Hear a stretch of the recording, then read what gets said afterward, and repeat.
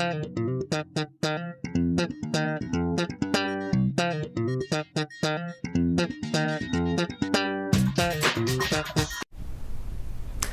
my name's Stephen Labiak, and this is going to be a special episode dedicated to all you law enforcement professionals, you correctional officers out there in dealing with bankruptcy. As a profession, I talk to a lot of you about bankruptcy. As a profession, you guys present some unique challenges. Generally, you are higher income individuals as compared to most people that I speak with. This means when you file bankruptcy, you're going to undergo a little bit extra scrutiny just because you have a higher income. Does that mean you need to worry? No. If you're talking with a bankruptcy professional and someone who's experienced, it means your problems can be taken care of. Most often when you run what's called the short form, or just compare you to the standards to file a Chapter 7, you make too much money. At that point, most correctional officers think, there's nothing I can do, I cannot file a Chapter 7 bankruptcy. There's two ways of qualifying. The first is what's called the short form, the second is called the long form. Here in our districts, it's actually the same number of pages, it's just in short form we don't fill it out, and in long form we fill the entire set of paperwork out. When you use long form, it uses a lot of your actual expenses.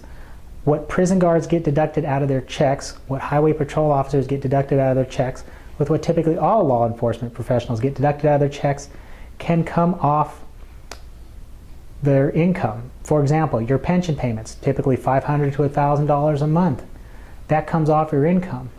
Your union dues, that comes off your income. If you're a regular person with a 401k, that 401k deduction would not come off their income. But you as a law enforcement professional, your union dues, all your life insurance, your supplemental insurance, your disability insurance, your insurance if one of the convicts decides to sue you in prison, your pensions, those all come off. Quite oftentimes with law enforcement professionals, with those deductions, that makes it a lot easier to get you into a Chapter 7, even though at first glance you may think you make too much money. That's why it's important to talk to a bankruptcy professional, someone who has experience in dealing with these tougher cases, and to get good advice on seeing what they can do for you. The same may apply even when you file a Chapter 13. Once again, it's important to take all those deductions and to know about those special hidden deductions, maybe such as you having to buy the bullets for becoming range certified, or maybe you have to buy special, or maybe you don't get as big of an equipment allowance and you buy some stuff out of pocket that you need for your job. You know, you may have those special deductions such as for bullets that you use for training that you're not reimbursed for extra equipment you purchase to make sure you're safe so you can go home to your family the next day, maybe for a gym membership you need because you have to take qualifications to make sure you stay in shape to basically be able to protect guys like me from the bad guys.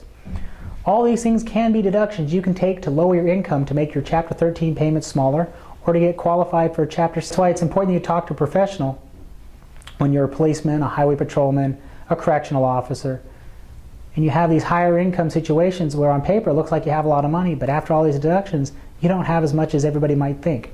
So if you have questions about this or anything else bankruptcy related, feel free to give me a call at 559-274-2868. My name's Stephen Labiak,